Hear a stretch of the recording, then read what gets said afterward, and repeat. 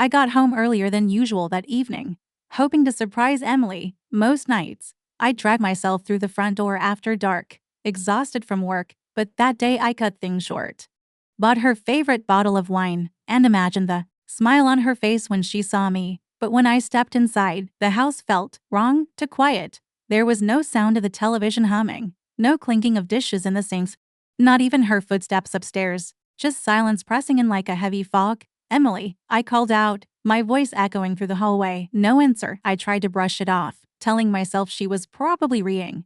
Or maybe taking a nap. But something gnawed at me, a feeling I couldn't shake. My heart picked up as I moved slowly through the house, each step heavier than the last. The air itself felt thick, like the walls were holding their breath. By the time I reached the stairs, a unease had settled deep in my chest. I gripped the railing, trying to calm my nerves.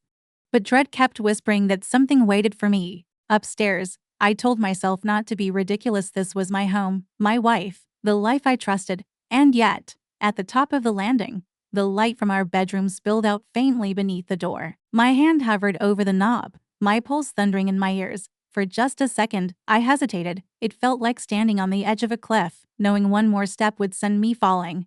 Then I turned the handle and pushed the door open. Emily sat on the edge of the bed. Her face was pale, her eyes wide, like she'd been caught in a nightmare she couldn't wake from. She didn't flinch or smile, she just stared at me, as if she'd seen a ghost. And in that silence, with her gaze locked on mine, I knew something was terribly, irreversibly wrong. Emily, I said quietly. She didn't move. Her hands pinched the blanket until her knuckles went white. "You weren't supposed to be home yet," she whispered.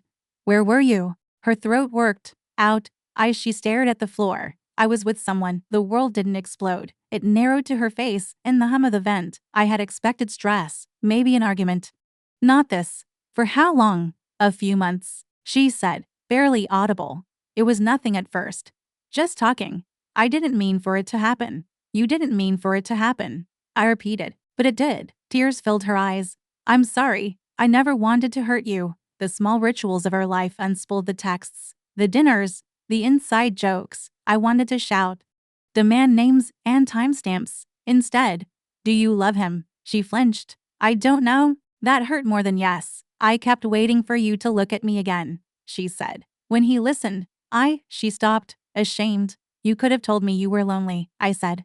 "You could have told me anything." I let out a breath. "But you told him, please," she whispered. "Can we fix this?" Something in me shut with a quiet click. "No." She reached for me. I stepped back. The wine bottle on the dresser looked like a bad joke.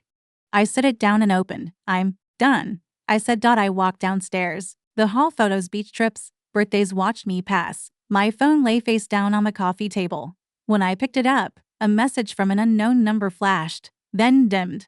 I ignored it and scrolled to a contact I hadn't used in months. Lily. Emily single quotes S. Sister had always been what Emily had lately, honest, steady, still checking in. I'd kept my distance out of loyalty. Tonight, that felt like standing in a fire and refusing the door. I tapped call.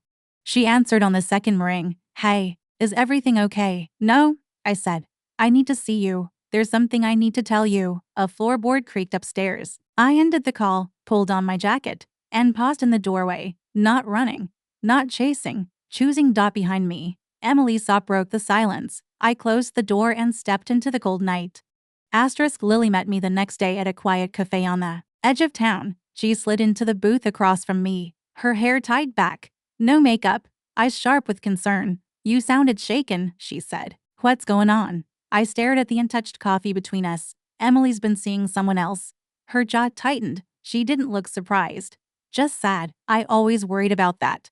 She never valued what she had. The words sank in, heavy but oddly relieving. I wasn't insane. I wasn't imagining the distance. "I don't even know who I am in this anymore," I admitted. "You're you," she said firmly. "The one who gives more than you get." That night, I should have felt guilt for leaning into her comfort. Instead, I felt alive. It started with late-night talks, then dinners, then laughter that didn't feel forced. Lily filled every silence. Emily had carved out. Weeks turned into months. The bond grew, unspoken but undeniable. And when I finally kissed her, it didn't feel like betrayal. It felt like claiming back something that had always been mine. The day I slipped a ring onto Lily's finger, I thought of Emily.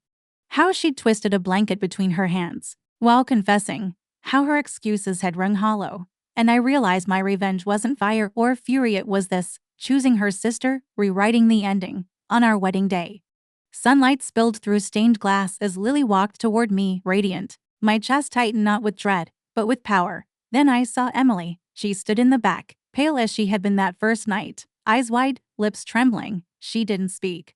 But her face said everything: disbelief, pain, regret. Our eyes met for a heartbeat, and in that single look, I knew I'd won. She had shattered my world, but I had taken hers apart in silence. As the vows left my mouth and Lily's hand slid into mine, I felt no shame, no hesitation, only vindication. Revenge wasn't rage, it was control. And in that moment, I had it all.